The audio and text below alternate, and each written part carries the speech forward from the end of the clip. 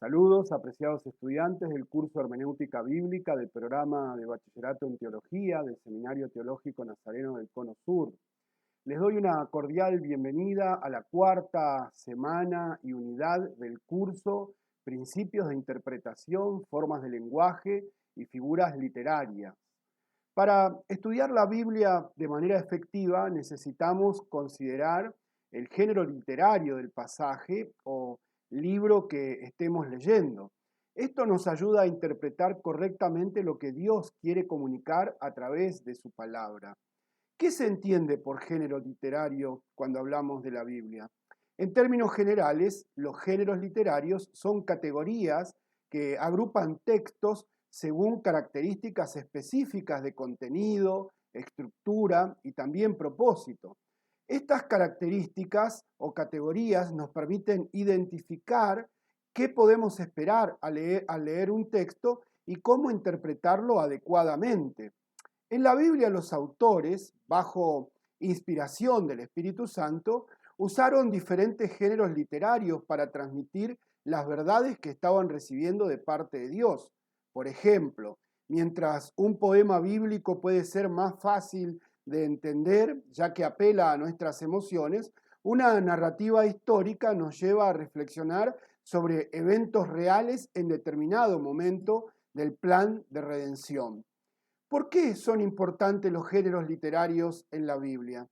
De la misma forma en que no leemos una poesía como si fuera un informe científico, tampoco debemos abordar un salmo como si fuera una carta o una profecía. Conocer el género literario de un pasaje bíblico es esencial para evitar errores de interpretación. Por ejemplo, en un libro como Apocalipsis, que incluye lenguaje simbólico y mucho, interpretar las imágenes de manera literal podría llevarnos a conclusiones incorrectas. Además, identificar el género nos ayuda a comprender mejor el mensaje original del autor, descubrir cómo aplicar las enseñanzas a nuestra vida y en nuestro contexto, y reconocer la riqueza y diversidad que tiene la Biblia como palabra de Dios. ¿Por qué hay diferentes géneros literarios en la Biblia? Bueno, la Biblia es una colección de libros escritos por distintos autores en distintas o diferentes épocas y contextos históricos y para variadas audiencias. Cada autor utilizó el género literario que mejor se ajustaba al mensaje que Dios quería transmitir a través de su escrito. Por ejemplo, las narrativas históricas documentan eventos reales en la historia del pueblo de Dios, mientras que la poesía expresa emociones profundas y verdades espirituales de una manera más artística. La profecía llama al arrepentimiento y revela el plan de Dios para el futuro y en algunos casos para el presente inmediato. La variedad de estilos literarios refleja la creatividad de Dios al comunicarse con nosotros de manera que podemos entender y relacionarnos. Además, reflejan la complejidad de la Biblia como un todo y la conexión tan detallada entre todos los libros de toda la Biblia. Bueno, ¿cuáles son los géneros literarios de la Biblia y sus características? Al leer la Biblia encontramos géneros como los que estamos bastante familiarizados, como por ejemplo narración histórica o poesía. Además encontramos otros géneros que son menos populares como las genealogías o las parábolas. Cuando podemos tener una Biblia de estudio, seguramente esta nos va a ser una buena herramienta para conocer mejor sobre los géneros y los pasajes específicos que estamos leyendo. Aunque un libro esté mayormente encasillado bajo un género literario, es importante reconocer que dentro de ese mismo libro puede haber pasajes específicos que pertenecen a otros géneros literarios distintos del general de ese mismo libro. Si hablamos de narración histórica, entonces la narrativa histórica revela eventos reales que forman parte del plan redentor de Dios.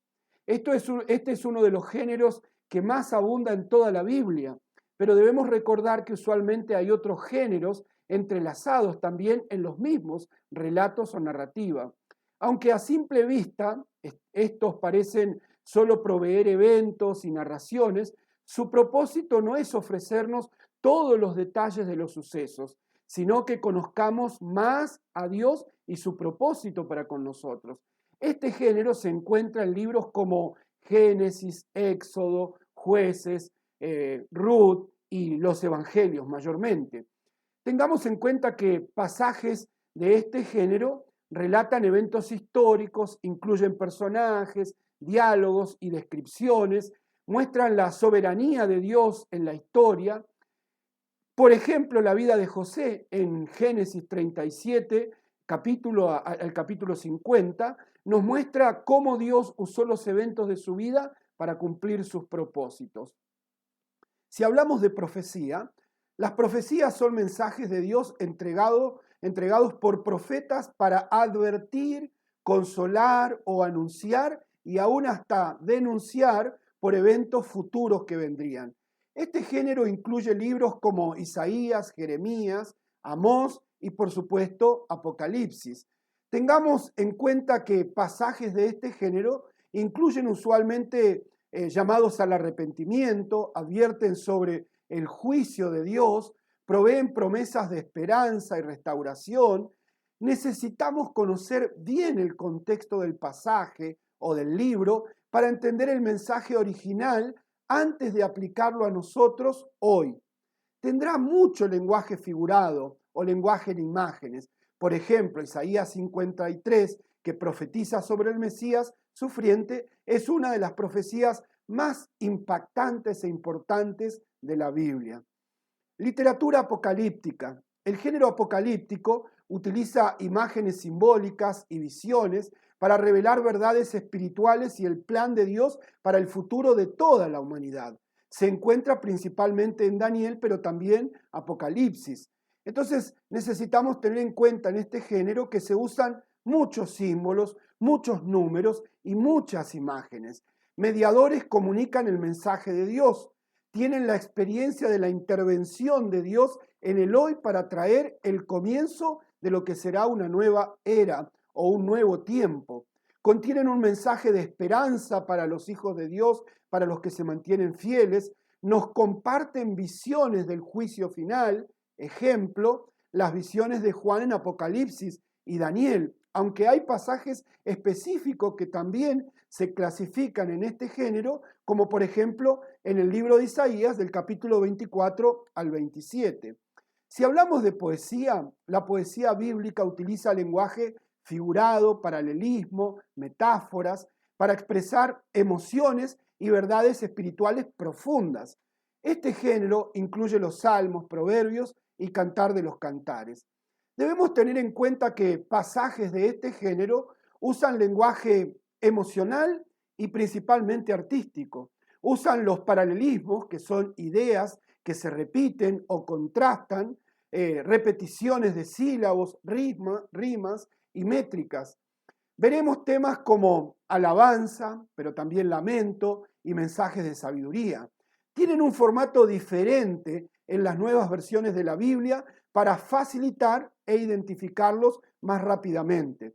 Ejemplo de esto es el Salmo 23, que describe a Dios como un pastor amoroso que cuida de su pueblo, que es un rebaño.